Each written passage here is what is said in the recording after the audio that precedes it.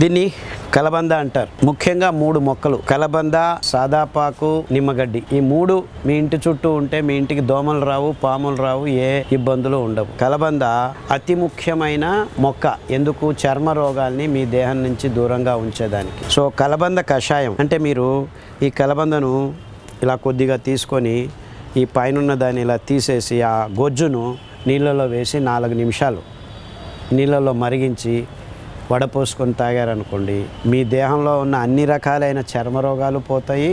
అంతేకాకుండా మలబద్ధత పోతుంది. అంతేకాకుండా మీకు పైల్స్, హీమరాయిడ్స్, దురద దూరం కావాలంటే కలబంద కషాయం మీరు 1 వారం తాగాలి. దానికి తోడు చెప్పాను సాదాపాకు మరియు నిమ్మగడ్డి కషాయం. ఈ 3 కషాయాలు మీరు తాగుతూ ఉంటే చర్మ రోగాలు అవంతకవే బాగవుతూ వస్తాయి. సోయకూర అని కూడా ఉంది, అది కూడా బాగా పనిచేస్తుంది చర్మ రోగాలకి.